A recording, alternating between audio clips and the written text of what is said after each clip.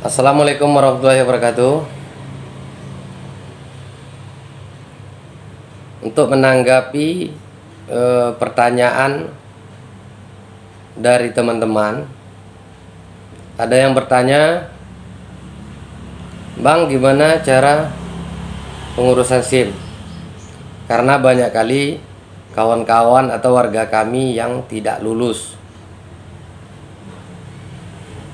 Jadi sini akan saya jelaskan. Pertama kita mulai dari penjelasan SIM C, yaitu untuk sepeda motor. Langkah kepengurusan SIM itu pertama kita harus meminta surat kesehatan, keterangan sehat dari dokter. Jadi kita cek kesehatan dulu. Setelah nanti kita lulus dari cek kesehatan, baru kita lanjut ke tes psikologis. Kalau kita lulus di psikologis, nanti kita dikasih surat keterangan lulus. Jadi dua surat ini kita bawa ke Satpasim. Di Satpasim nanti kita minta belangko pendaftaran di petugas. Nanti kita isi, kemudian baru kita daftarkan di tempat pendaftaran Satpasim. Kalau mengenai biaya, untuk PNDP SIM C itu 100.000. Kemudian baru kita ikuti arahan dari petugas. Biasanya langkah awalnya itu tes teori. Jadi kita dites dulu secara teori. Apa aja yang dites kita di teori? Pertama, masalah etika berlalu lintas, rambu-rambu, dan tata cara kita di jalan. Tapi untuk tahap sekarang di tempat kami sudah pakai simulator. Dia sistem digital. Jadi kita nanti kerjakan soal apa yang muncul di simulator. Setelah lulus kita di tes teori, kita lanjut ke tes praktek. Pada tes praktek, langkah-langkah awal yang harus kita perhatikan, pertama, cek dulu kendaraan kita. Jadi jangan langsung ambil kunci kontak, langsung naik, langsung bawa. Itu udah pasti kita tidak lulus.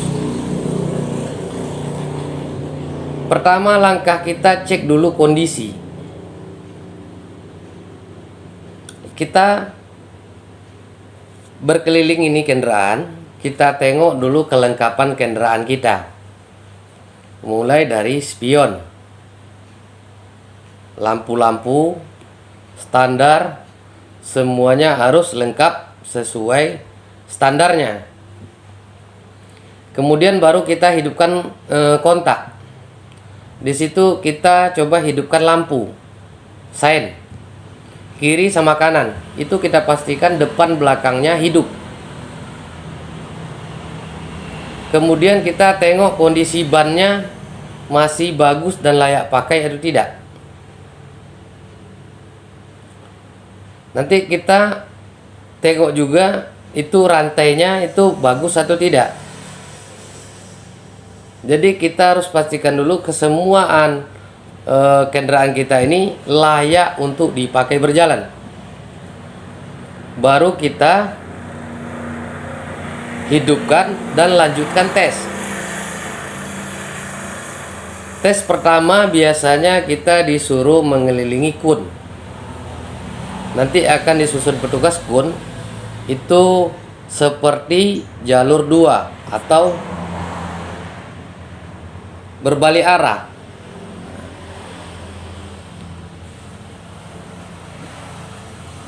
Itu tujuannya petugas akan menengok kita gimana caranya kita berbalik arah di kota.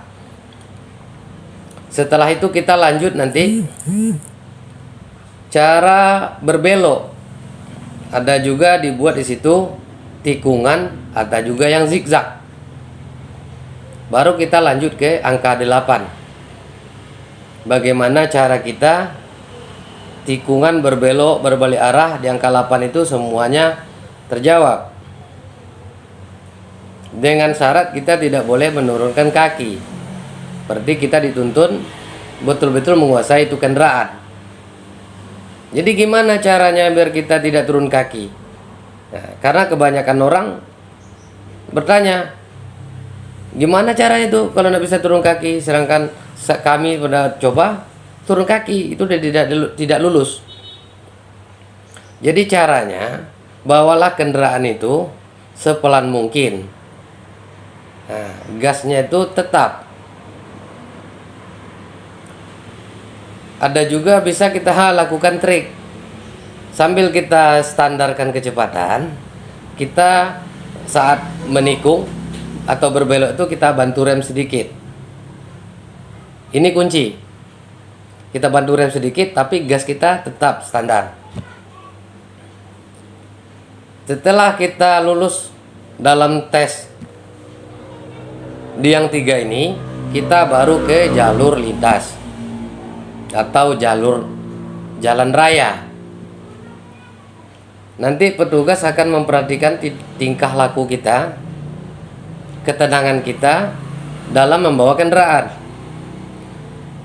Gimana cara kita di jalan lurus? Apakah kita tenang atau sabar atau tidak? Di saat kita mau masuk ke persimpangan, kita jangan lupa hidupkan sein. Berapa ukurannya kita menghidupkan lampu sein? Menurut undang-undang itu 33 meter. Tapi di tempat pelatihan kami menyarankan 50. Karena patuan 50 meter itu gampang dilihat. Jarak dari tiang listrik ke tiang listrik itu 50. Jadi lebih kurang 50 kita udah hidupkan. Cari aman. Saat di persimpangan, kita dituntut untuk berhenti dulu. Kalau rambu-rambunya itu udah ada stop, berarti kita wajib berhenti dulu. Pastikan kiri kanan baru kita jalan. Tapi kalau seandainya rambu-rambunya tidak ada, kita pelankan, hati-hati. Juga kita harus pastikan dulu kiri kanan aman baru jalan. Kita nanti setelah jalan, kita masuk ke jalur ramai.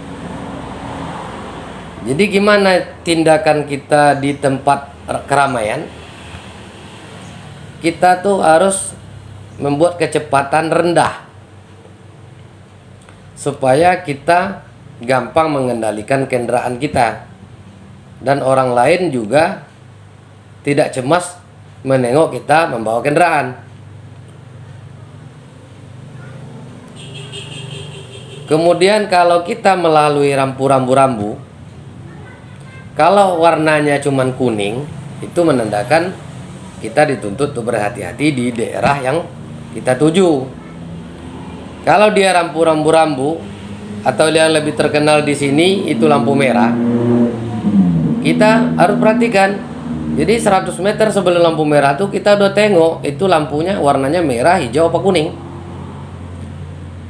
Kalau dia hijau berarti kita disuruh lanjut. Kalau tiba-tiba nanti dari hijau itu datang kuning, kita dituntut untuk berhati-hati karena akan datang lagi lampu merah. Di saat merah kita wajib berhenti. Kita harus sabar di situ. Kebanyakan orang tengok kiri kanan tidak ada petugas, tancap gas. Ini salah. Jadi saat kita uji SIM, nanti kebiasaan-kebiasaan itu kadang itu terbawa. Itu udah pasti kita tidak lulus.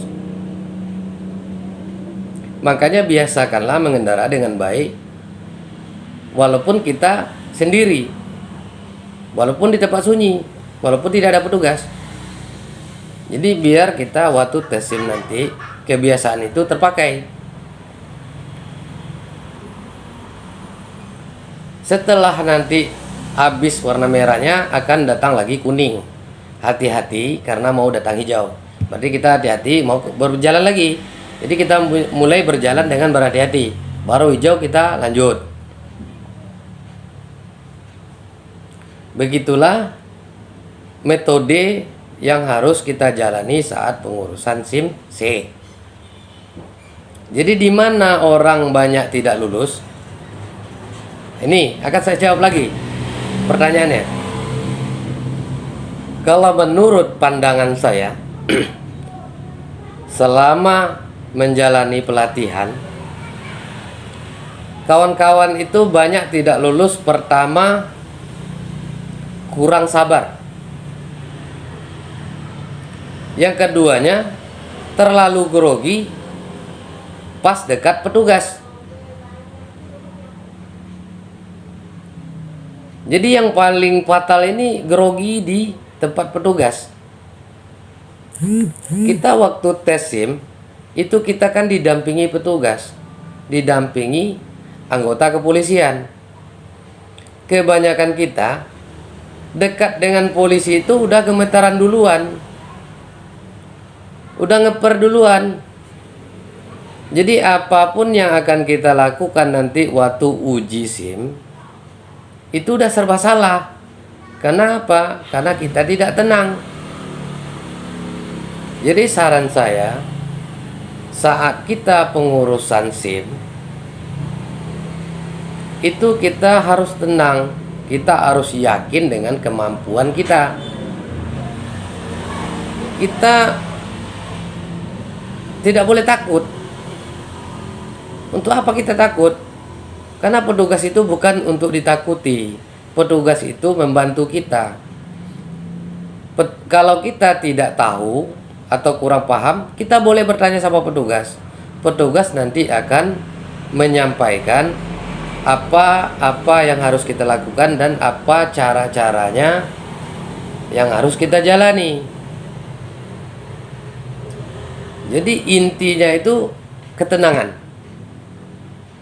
Saya yakin semua kawan-kawan yang akan mengurus SIM atau yang mengikuti uji SIM itu semuanya pandai membawa kendaraan.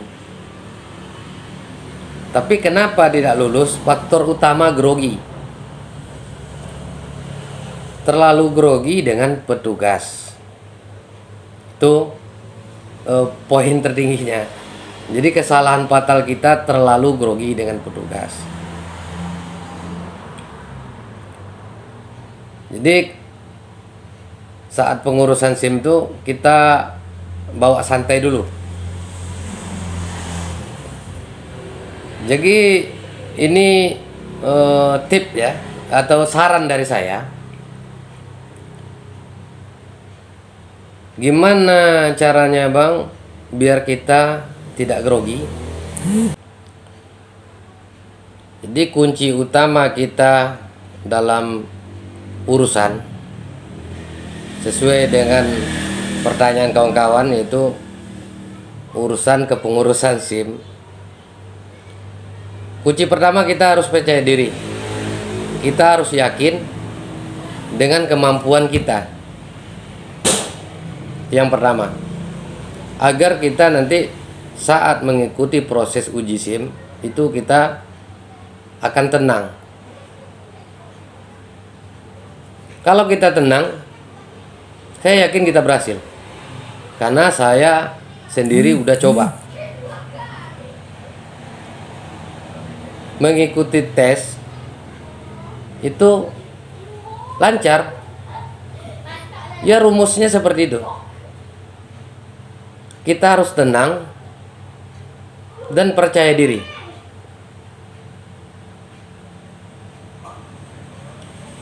Jadi kita jangan langsung takut gitu. Karena petugas yang mendampingi kita itu dia akan menilai cara-cara kita. Kalau seandainya ada yang salah, mereka pasti akan kasih tahu, akan kasih arahan. Jadi untuk apa kita takut? Selagi tidak melakukan kesalahan, selagi kita tidak salah, tidak perlu takut.